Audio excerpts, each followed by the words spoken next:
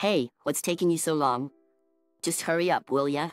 I'm only waiting for you to come and pay the bill, you slowpoke. No.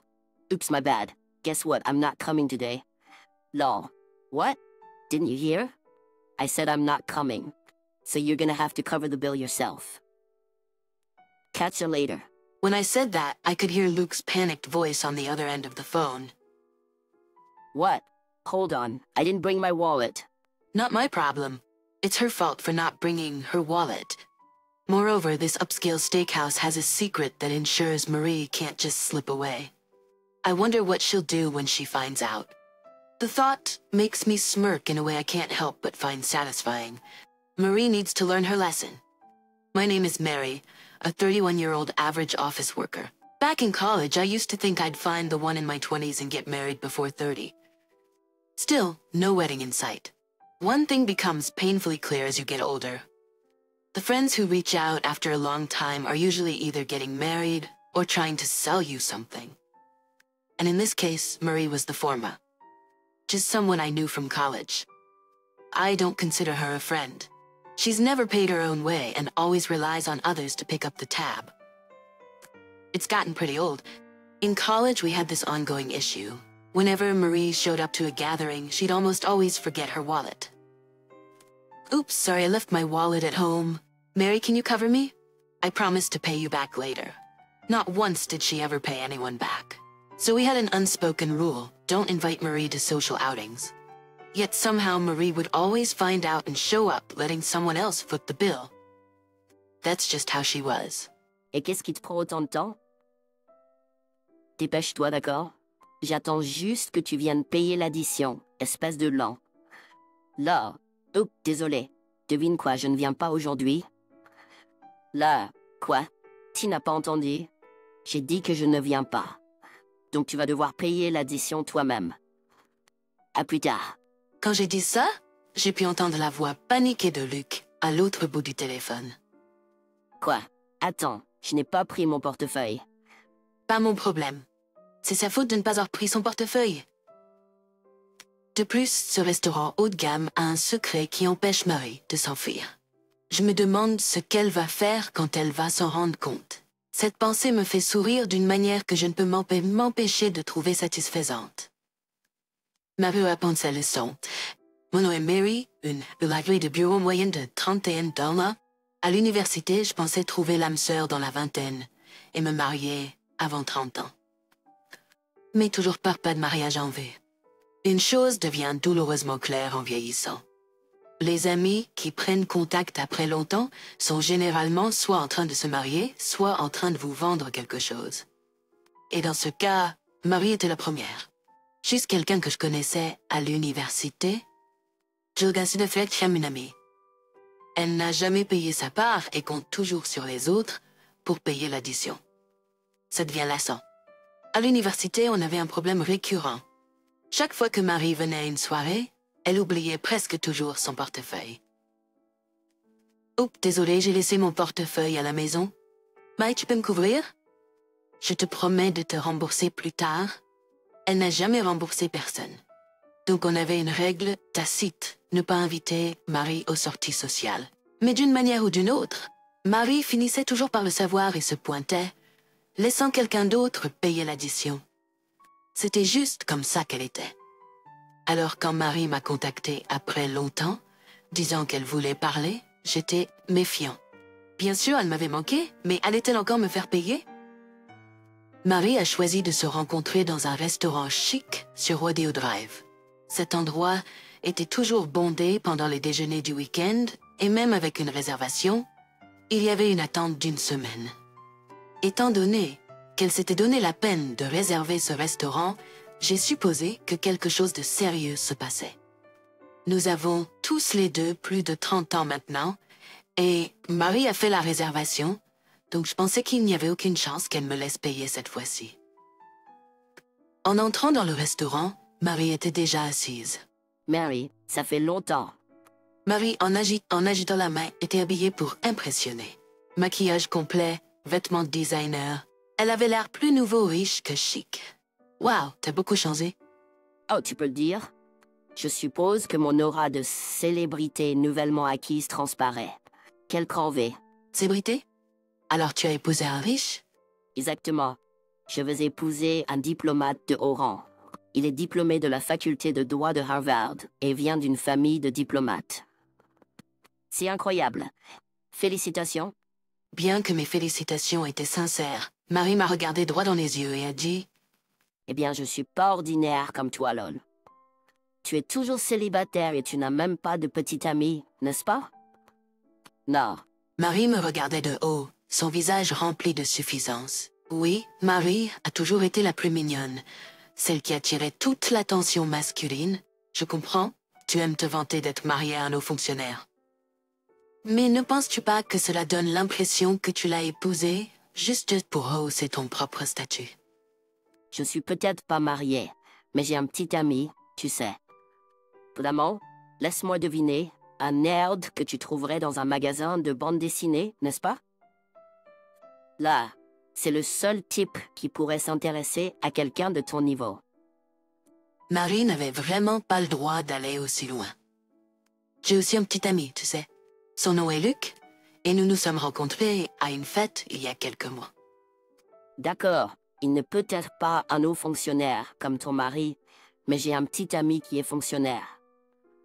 Il n'est qu'un gars ordinaire, pas un nerd. Quand j'ai riposté, Betty a éclaté de rire. Un simple fonctionnaire. Là, allez, tu pourrais faire tellement mieux. Là, il ne gagne pas beaucoup d'argent, tu sais. Là, après que son rire se soit calmé, Betty a ajouté. Je suis clairement la gagnante dans la vie. Maintenant, excuse-moi, je dois aller aux toilettes. Avec ça, Betty a quitté la table. Une fois qu'elle est partie, je me suis sentie de plus en plus frustrée. Est-ce que Betty m'a invitée juste pour montrer son mariage? Je n'aurais jamais dû venir. Ah, j'avais prévu de rencontrer Luc aujourd'hui et j'ai annulé pour passer du temps avec Betty. Maintenant, tout semble être une perte de temps. Le temps a passé et Betty n'est toujours pas revenue. Est-ce que... Quand j'ai demandé au serveur, il m'a dit « Votre ami est déjà parti. L'addition est toujours en attente. » Je me suis fait avoir. Betty m'a invité juste pour étaler sa vie et me laisser payer l'addition. À contre-égard, j'ai payé pour nous deux. Please, tard, j'ai vu la publication de Betty sur Instagram. J'ai déjeuné aujourd'hui dans un restaurant exclusif sur Rodeo Drive. Ça peut être cher pour les gens ordinaires, mais facile pour une future épouse d'un haut fonctionnaire comme moi, comme si elle avait payé ce déjeuner cher. Certaines choses ne changent jamais. Je ne pense pas que je reverrai Betty. En fait, je déclinerai si elle demande. Je ne veux plus jamais la revoir. Juste quand on pense que la vie ne peut pas être plus ironique, on tombe sur la seule personne qu'on ne voulait absolument pas voir au pire moment possible. C'est arrivé quand j'étais en rendez-vous avec Luc. Nous venions de nous retrouver et nous allions déjeuner. Et là, c'était Betty. Nous allons déjeuner? Qui est-ce, Marie? Le petit ami dont tu parlais. Enchanté de te rencontrer. Marie, c'est une amie à toi? Je ne voulais vraiment pas lui dire. J'étais tellement effrayée. Je n'ai vraiment pas appelé Betty, mon amie. Surtout, je voulais pas la présenter à Luc. Pendant que je suis là confuse, Marie intervient. Oh, tu sais, Marie et moi sommes meilleurs amis depuis l'université. Nous nous sommes toujours bien entendus. Et si tu te joignais à nous pour déjeuner, si tu es d'accord. Elle était insistante comme toujours. Clairement, elle prévoit de pour le déjeuner. Attends une minute. Est-ce que ça te va? Allez, c'est bon. Allons-y tous ensemble, Marie. Vraiment? Ça me rend tellement heureuse. Et c'est reparti. J'en ai marre de l'insistance de Betty. Et c'est ainsi que je me suis retrouvée à déjeuner avec Marie et Luc. La conversation tournait autour de Betty, se vantant avec Luc et moi, qui écoutaient simplement. Quand nous avons fini de manger, Betty a agi comme si c'était la chose la plus naturelle et a dit « Oh, que dois-je faire ?» J'ai oublié mon portefeuille à la maison. « Luc, pourrais-tu payer ma note, s'il te plaît ?» Sérieusement, tu n'avais jamais prévu de payer depuis le début. Arrête ça. Je n'ai pas pu m'empêcher de hausser la voix. C'est tellement méchant. Pourquoi dirais-tu quelque chose d'aussi cruel? Tu es pleuré. Mais je savais mieux. C'était la fausse crise de larmes de Betty, et les hommes tombent généralement dans le piège de Betty. Comme prévu, Luc dit « Hey, c'est bon? Je vais payer la note. Ne t'en fais pas, Betty. » Vraiment, c'est génial. Marie, tu as un super petit ami. Super petit ami? Qu'est-ce que ça veut dire? Aux yeux de Marie, un bon petit ami signifie simplement un homme qui paie toutes les factures. Marie, après avoir fait payer Luc, a soudainement rappelé un rendez-vous et a dit « Oh, j'ai oublié, j'ai quelque chose à faire ». Elle va probablement continuer à exploiter Luc comme ça, mais je peux pas le laisser arriver. Et Luc, à propos de Marie... Avant que j'en passe un texte, Luc m'a doucement interrompu. Est-ce qu'elle est toujours comme ça? Tu veux dire que tu savais qu'elle essayait de profiter de toi? J'étais surpris. Je pensais que Luc avait été dupé par ses fausses larmes. Eh bien, tu ne peux pas être trop naïf, non? Tu ne penses pas qu'elle a besoin d'une petite leçon? Luc m'a regardé comme un enfant qui avait pensé à une blague intéressante. Et puis il m'a raconté son plan. Ça pourrait marcher pour laisser Marie sans voix. J'ai décidé là-bas de suivre le plan de Luc. Quelques jours plus tard, j'ai reçu un autre message de Marie. Le restaurant chic que tu as posté sur Instagram l'autre jour. Qu'est-ce que c'était? Ce nom est cher et difficile à réserver. Comment as-tu fait pour y entrer? Trappé, j'ai souri et lui ai répondu par message. Oh, ce restaurant? Il est en fait détenu par un des collègues à la retraite de Luc. Quoi? Pas possible. Tu dois m'y emmener. D'accord, mais je choisis le jour et l'heure, d'accord? Absolument. Assure-toi de réserver une place. Avec ça, Marie a raccroché le téléphone. On dirait qu'elle est tombée dans le piège. Il ne reste plus qu'à parler à Luc et fixer l'heure. Je peux enfin lui donner une leçon bien méritée. J'ai attendu avec impatience le jour. Le jour de la révélation. On doit se retrouver à 20h. Mais je lui ai dit que j'allais être un peu en retard à cause du travail. Sachant Marie, elle a probablement déjà avancé, s'est assise et a commandé. Elle s'attend à ce que je paie l'addition comme d'habitude. Hey, you're not here yet? I've already started on my own, you know? This place is just so delish. Never get tired of eating here. Sorry, I'm just leaving work now. Could you wait a little longer? Sure, go ahead and enjoy yourself. No rush, not like I want to eat with you or anything. She must have started on the drinks already. Marie couldn't help but spill the beans. You're just my meal ticket anyway. Besides, eating with someone like you would ruin a great steak. She said her piece and hung up the phone. Looks like she was planning on having me pay again. It's annoying that she still expects me to pick up the tab, but what really gets to me is her saying that the luxury steak would taste bad if I were there. I was completely fed up with Marie's rotten attitude.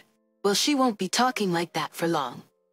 Another 30 minutes later, Marie calls me again. Hey, are you coming or what? I want to get going. I'm stuffed. All that's left is for you to pay. Hurry up. That's enough. I let her have it. Sorry, I'm actually not coming today. What, didn't catch that? I said I'm not coming, so you'll have to pay for your own bill. Bye now. I could hear her panicking on the other end of the line. Wait, what? I didn't bring my wallet. Too bad. Today, she claims she forgot her wallet again. But honestly, that's not my problem. It's her own fault for not bringing it. Oh really? Et tu n'es pas encore là? J'ai déjà commencé toute seule, tu sais. Cet endroit est tellement délicieux. Je me lasse jamais de manger ici. Désolé, je viens juste de quitter le travail. Tu peux attendre un peu plus longtemps? Bien sûr, vas-y et profite. Pas de précipitation. Ce n'est pas comme si je voulais manger avec toi ou quoi que ce soit. Elle a dû commencer à boire déjà. Marie n'a pas pu s'empêcher voler. Tu es juste mon ticket repas, de toute façon. En plus, manger avec quelqu'un comme toi gâcherait un bon steak. Elle a dit son mot et a raccroché. On dirait qu'elle prévoyait que je paie à nouveau. C'est agaçant qu'elle s'attende toujours à ce que je paye, mais ce qui me dérange vraiment, c'est qu'elle dise que le steak de luxe serait mauvais si j'étais là. J'en avais complètement marre de l'attitude pourrie de Marie. Eh bien, elle ne parlera plus comme ça longtemps. 30 minutes plus tard, Marie m'appelle à nouveau. Et tu viens ou quoi? Je veux partir. Je suis pleine. Il ne reste plus qu'à payer. Dépêche-toi. Ça suffit. Je lui dis ce que je pensais. Désolé, je ne viens pas aujourd'hui en fait. Quoi? Je n'ai pas compris? J'ai dit que je ne viens pas. Donc tu devras payer ta propre note. Esma. Je pouvais l'entendre paniquer de l'autre côté de la ligne. Attends quoi? Je n'ai pas apporté mon portefeuille. Tant pis.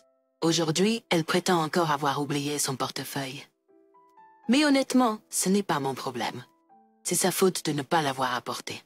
Oh vraiment? Tough break, huh? Figure it out yourself. You're kidding. Seriously? Ignoring the fussing Marie, I hung up the phone. To prevent any more calls, I switched my phone to airplane mode. Soon enough, Marie's loud voice could be heard from downstairs. I'm the victim here. Please believe me. My friend set me up. As usual, it seemed Marie had started her fake crying, but the owner of this place is on my side. Ma'am, faking tears won't help you. If you can't pay, well, that's Dine and Dash for you. Stop. How about you folks over there? I forgot my wallet. Can you cover me? Please. What? You're cops? How about you other people? You cops too? What's with this place? Why is everyone a cop? Huh? You want me to come to the station now?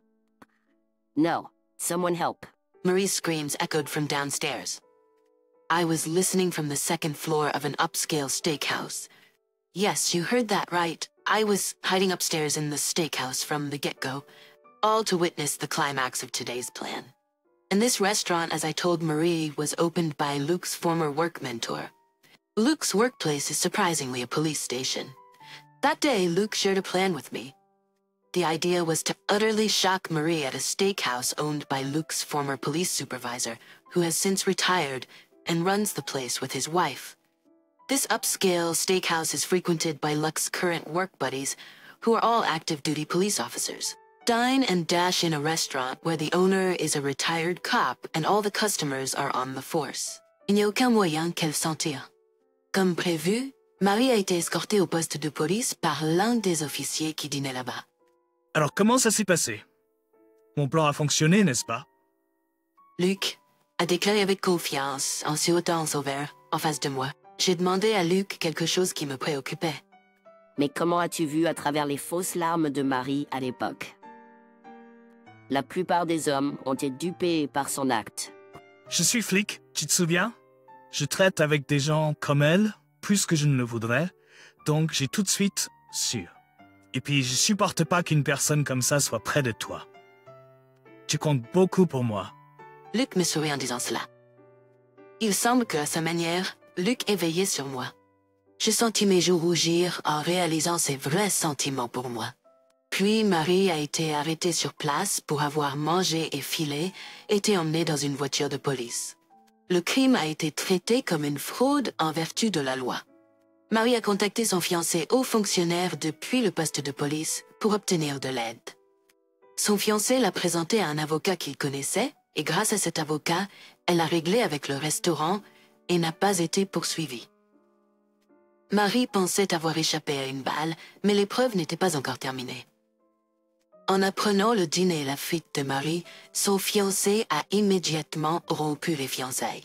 Il pensait que le fait d'avoir quelqu'un comme elle, comme épouse, ternirait sa future carrière. Ainsi, la vie glamour dont Marie avait tant vanté était terminée. Eh bien, c'était elle la responsable, donc c'est juste. Après cela, Luc m'a demandé en mariage. Ah, bien sûr, mais oui. J'ai l'impression que je peux affronter n'importe quoi, tant que je suis avec lui. Je sais qu'il me protégera toujours. C'est ce que je crois. Je veux avoir les enfants de Luc et continuer à être une famille heureuse pour toujours.